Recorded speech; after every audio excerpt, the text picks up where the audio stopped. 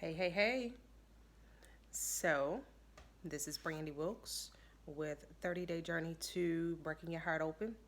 This is actually day 19 of the video. I recognized when I went back on my timeline to see which number video or day that I'm on, I realized that my 18 video, excuse me, the 18 video did not upload. So I will re-upload that in a little bit. I don't know, maybe it was too long or something, I don't know. But this is actually day 19. And so instead of doing the normal 30-day journey to breaking your heart open post, I want to do my own what I have learned in 2019 post. And so the end of the year is always a time of reflection. End of year, beginning of the year, always a time of reflection, epiphanies, insights, lessons, triumphs, just all of that good stuff, right?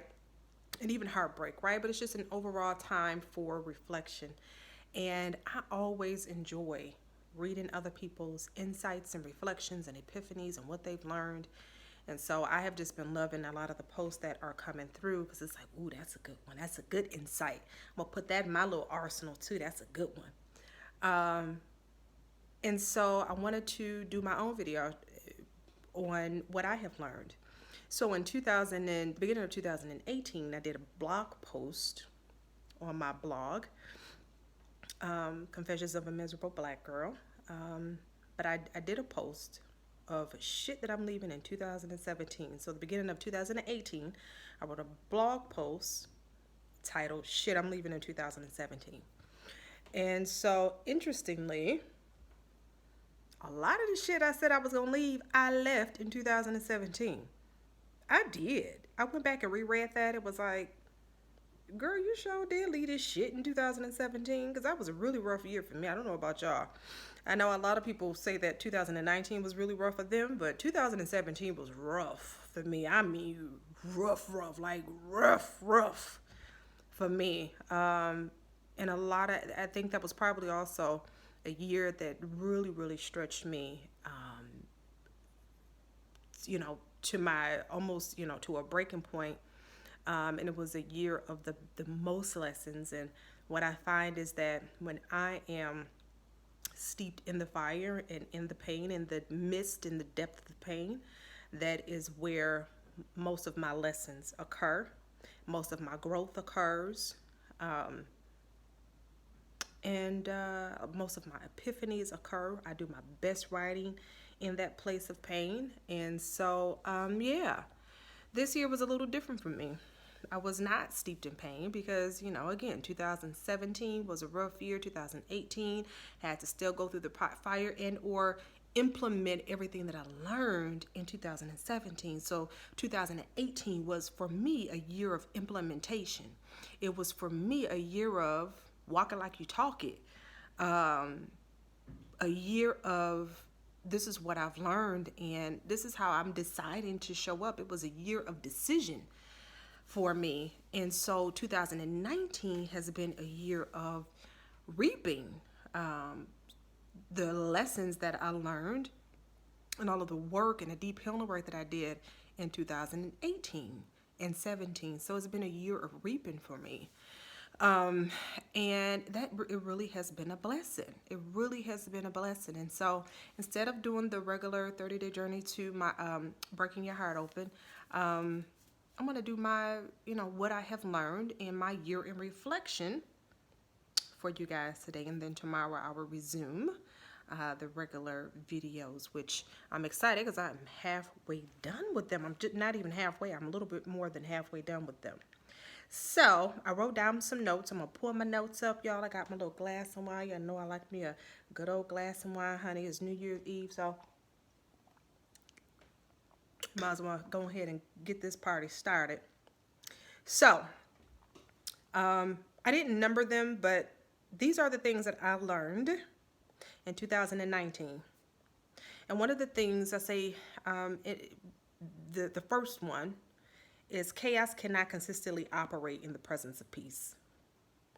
It cannot. Chaos cannot consistently operate in the presence of peace.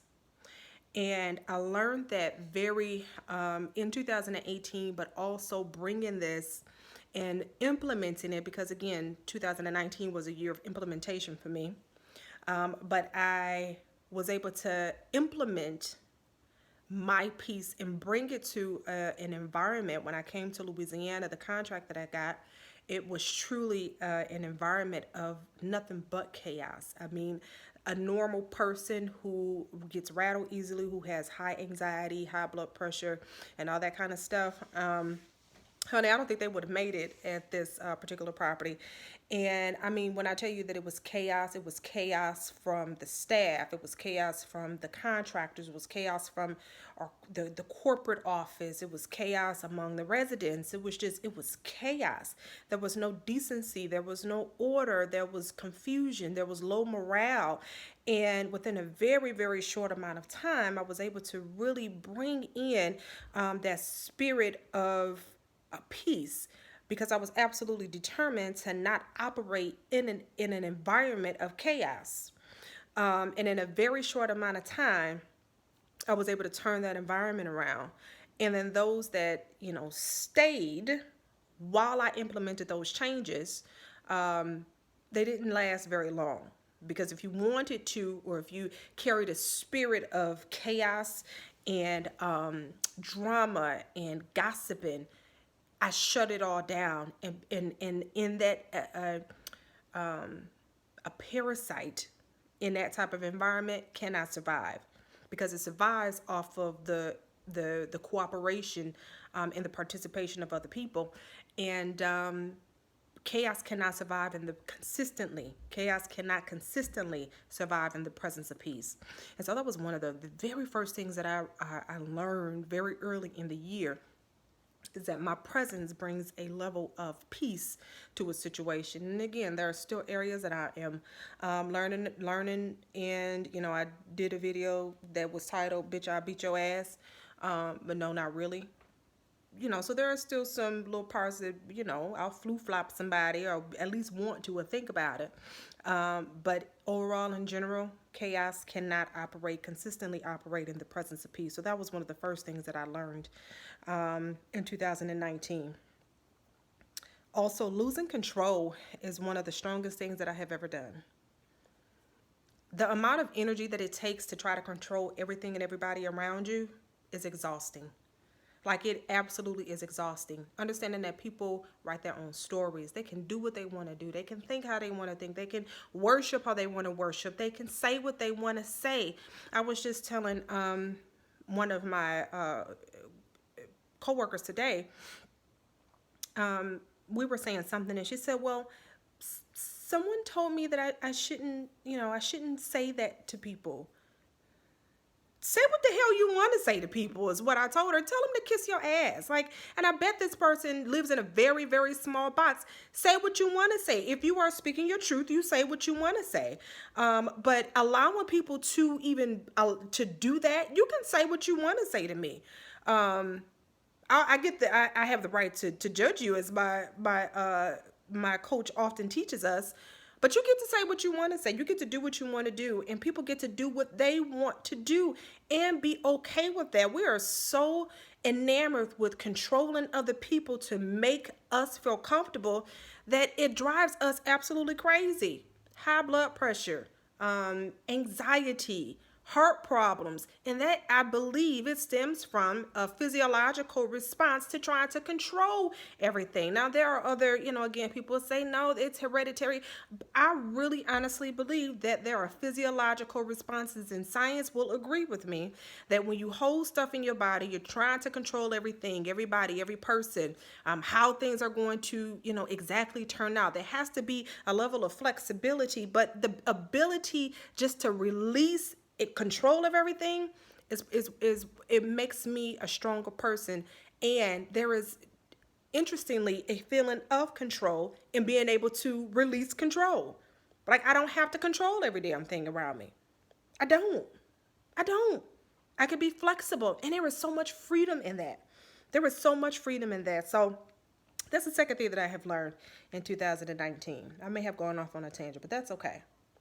Another thing that has really created freedom for me in 2019, just really, really created freedom for me, where I have really planted my feet in, is the ability to flow between and through my emotions without shame and guilt. Without shame and guilt. I think that in part is extremely important, is that I'm able to flow through my emotions without shame and guilt, without feeling like I shouldn't be feeling this way, without feeling like I feel bad for feeling this way, or I'm stupid for feeling this way, or I should be over this.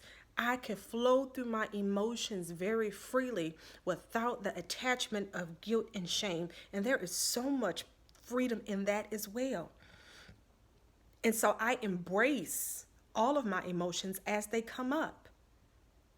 I acknowledge them and I embrace them. And it doesn't always mean that I need to react on them, but to allow it to come up and go, I see you. I see you anger. I see you happiness. I see you joy. And to decide what I want to do with that is so much freedom in that. Or to decide not to do anything with it. There is freedom in that as well. So the ability to flow through my emotions without shame and guilt has been a huge lesson for me in 2019. And I embrace all of it. I embrace all of it. Not too long ago, I had had a bad day for no particular reason. I do know what a trigger was for me. And I cried just like literally all day long. I just cried. And after that, I was okay. I was okay. I got off my chest what I needed to get off my chest, and I was absolutely okay. I used to have those days often years ago, 15, 20 years ago. Those days come fewer and far in between, but I still have those days, and it doesn't make me less of anything, a woman, or less healed or anything, because I have those days. I embrace them, I appreciate them, and I embrace them as a way to cleanse whatever it needs to come up and come out. I embrace it as a way to cleanse. And so yes, that has been a huge lesson for me. So another one has been really, really, really big, y'all. And for those of us who either have children, you have nieces and nephews, or in whatever way that you parent other people or you take care of other people, one of the things that I learned is that my kids won't die, and neither will I if I say no. They're not gonna die. More importantly, I won't die. But more importantly, they won't die either. I used to be, apprehensive or afraid that they will be mad at me, and I don't want my kids mad at me. There are certain times I just don't care. But as young adults, I didn't want my kids to be angry and upset with me if I told them no. I didn't want them to think that I wasn't there for them. I didn't want them to think that they could not depend or rely on me, which all of that is completely far from the truth. So I would always say yes when I should have said no. And when I started exercising my no and strengthening my no with my kids, I realized that, because they're brats, and I have taught them how to be brats, and I've taught them how not to receive a no from me. So the first couple of no's, it was difficult, and they would not talk to me for a day or two. And then, especially in my oldest daughter, because she is probably the biggest brat, or my son, all of them. I'm not even going to point them out. All of them. The brats. They're freaking brats. But after a day or two, everything is good. It's like, my oldest daughter called me like, hey, girl. I'll be like, girl, you ain't mad no more? She said, girl, no. And guess what? What I learned is that when I don't get them what they need, they figure it out. They figure out a way to get what they need when they need it. They use me as the first source because I'm the easiest source. But it also causes them to not be resourceful. And being resourceful, growing up and becoming an adult and coming into their own personhood is extremely important. And so I restrict that by just giving them what they ask for when they ask for it. but they won't die, and neither will I. And it was very difficult because it feels like I was going to die, but they won't die, and neither did I. And that was a huge lesson that I have learned in 2019. Here's another big lesson that I learned is that I could be fully healed in some areas and recognize that I have some residue from the past in other areas, and it doesn't make me less healed. It doesn't make me less healed of a woman or of a being or of a spirit. It doesn't make me less healed because I have mastered some areas and I still need work in other areas. I used to beat myself up because I used to say to myself, I should be over this. I should have been dealt with this already. And then sometimes in certain instances, after a couple of years and it comes back around and I'm triggered, I feel, there was a sense of guilt and shame because I should know better. I've worked through this. I should know better. I've journaled through this. I've prayed through this. I've cried through this. I've healed through this. I should know better. Why is this bothering me again? And what I've learned in 2019 is that it doesn't make me less of a healed person because there is still some residue from other areas. And what I have learned and begun to master is just again to acknowledge that, okay, that is still there, and I don't beat myself up about the shit anymore. And there is a sense of release and freedom in that as well, that I'm just not going to beat myself up. Okay, this is an area I still need to work on. Okay, I see you, area. I see you. And we're going to keep it moving. I'll do the work as it comes up, but I won't be guilty anymore. I won't be shameful anymore. I won't. Nope. I was trying to think of another word, but I'm not going to be any of that anymore. With that residue, we just, with residue, you just need to keep cleaning. Water spots, you got water spots and some residue on you, you just clean them again and figure out how to dry them better, to figure out what the next type of material is for like a glass or whatever. What's the best type of material to properly dry a glass to prevent it from having the residue in the, whatever, what type of soap you need to use so that you don't leave residue on your dishes. It's the same thing. You just kind of figure out what needs to happen the next time, what healing process, what's going to work for you so that it doesn't leave residue the next time it comes up. And if that don't work, find something else. Find something else. So that's another lesson that I learned. What else? Okay, so y'all have been following me this past year. Y'all see the posts with my girlfriends. Another thing that I've learned is no new friends are stupid AF. That is probably one of the silliest. And for some people that may work, right? So for some people, no new friends. If your circle is tight, more power to you. It truly is a blessing. But for me, embracing new friends, embracing new people, embracing community has been good for my soul. It really has. It has been really, really good for my soul, y'all. And I wouldn't trade it. And not only do I have girlfriends who are in close proximity to me, but I have some extended sisters that, I keep in contact with through social media. And although we are not in close proximity, they're all over the country. But even though we are not in close proximity, I know that these women are on the same or similar journey that I am on. And there is a level of sisterhood that I absolutely know that if I could call on any of those women at any time, and be held in a very safe space, be held in a very loving space, be held in a place of truth. And it's very liberating and beautiful, and I feel loved. Even from a distance, I feel loved. And so community, new friends and new community is extremely important. And yeah, for me, whoever said new friends, it's cray. So community has been good for my soul in 2019.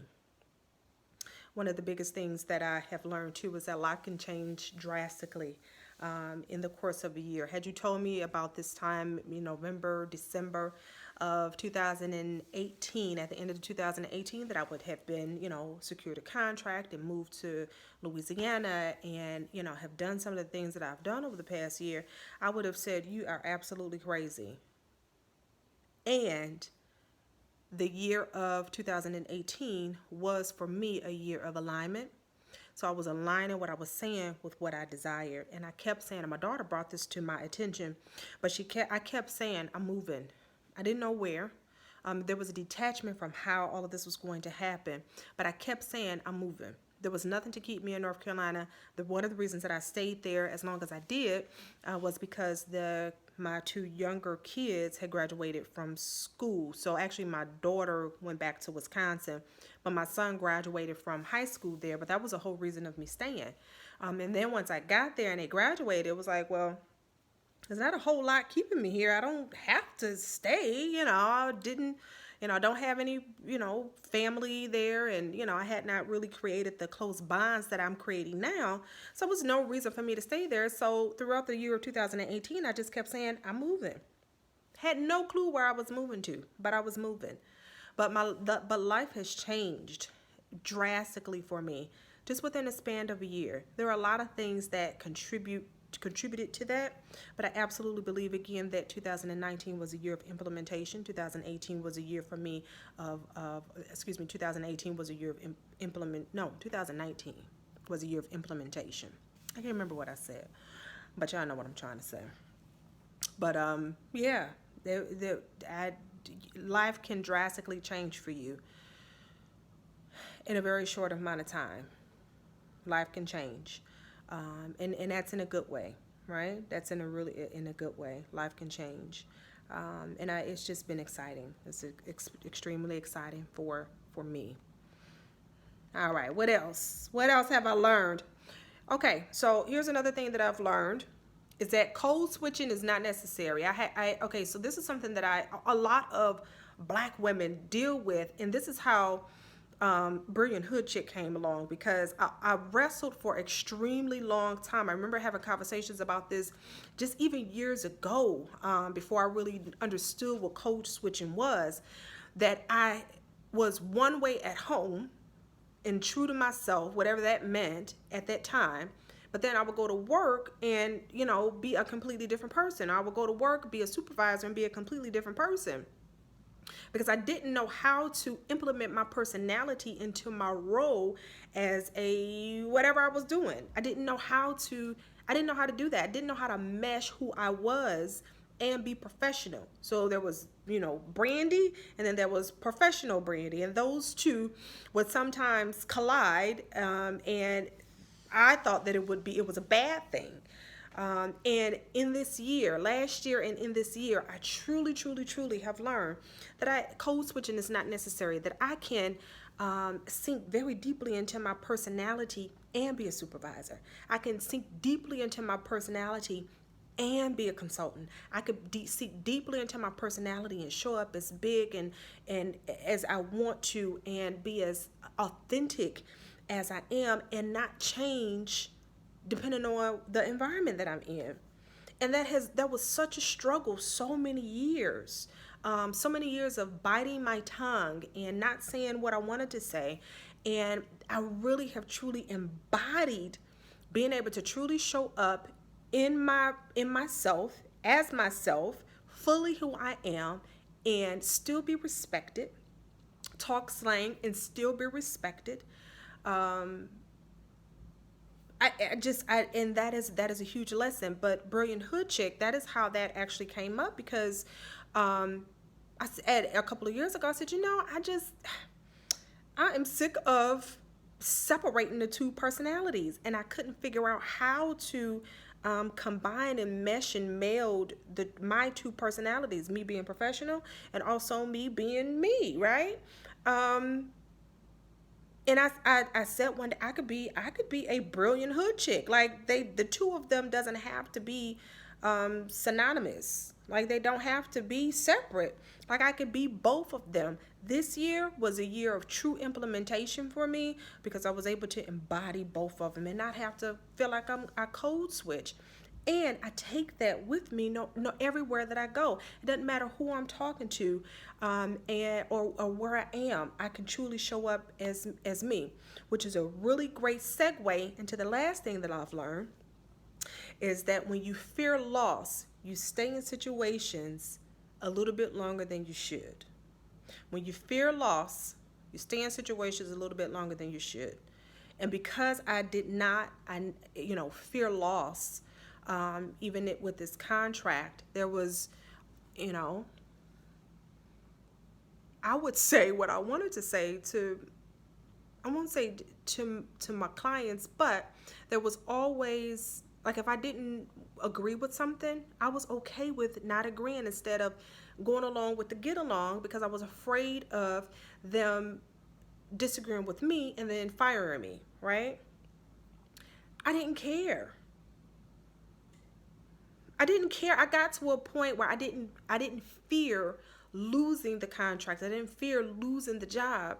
I was going to show up authentically, and if I was not comfortable doing something, if I was not comfortable with an idea or a plan, then I expressed my feelings, obviously in a very professional way, because that still is appropriate of being professional, but being able to implement my personality and what my morals and my integrity and what felt good for me. I didn't fear losing something. What I feared most was losing my integrity. I did. What I feared most was losing my integrity. And so, yeah, I don't agree with that. I'm not doing that. I disagree. Thank you. However, with all due respect, those were a lot of emails that I created. No, you don't get to do that. I won't be participating in that. So you can, if you'd like to have someone else to do that, that's fine. And almost a year later, I'm still around even after all of that. And what I believe has occurred is that the level of respect, rapport, and expectation has deepened, because they know that when I give an opinion, it is my truest opinion. And it deepens the level of trust that when I say something, what I'm saying is true. I'm not blowing smoke up your ass. I'm not, giving you the runaround. I'm not just saying it just to stroke your whatever. Like, what I am saying and what I'm giving to you is the honest to God truth. And so, but I had to lose the fear of losing. I had to dump the fear of losing in order to, truly be who I am. So those are the things that I have learned. Yeah, I think that's it. I think that those are all of the things that I have learned. I am super excited. Um, yeah, I'm I'm a little solemn going into the year. It feels very quiet for me. It feels like, so this is I'm entering a very different space in my life, where normally I've always kind of hustled to figure out what's next. There's always a what's next. And right now it feels very, I feel like I'm cruising. It feels quiet, and I don't know what the next thing is, what the next hustle is, or what the next project is. I don't know. And there's a little bit of apprehension and or anxiety, just because for many, many years, that's how I have used to, kind of living. What's next? What's next? What's next? We live in a what's next society. Nothing is ever good enough. Just, we never get a chance to really stop and celebrate and slow down. And that's another thing too for me in 2019. This year has been a year of fun and also slowing down. Just really living in the moment and being okay with not hustling for, always the next thing, the next thing, the next thing, the next thing. I also am very clear that, all of the decisions that we make, are projected for the next couple of years as well. So I would at least sowing seeds for the next couple of years, right? So I'm also very clear about that. But there's just some time for me and for my spirit, I can only speak for me, is that what has been a blessing for me is just really embracing the ability to slow down and to be still and to really get to know me and to read and to reflect and to have fun and to laugh and to enjoy people around me and do some things that I've always wanted to do. And that for me has been 2019 in a nutshell. It's been 2019 for me in a nutshell. And I'm so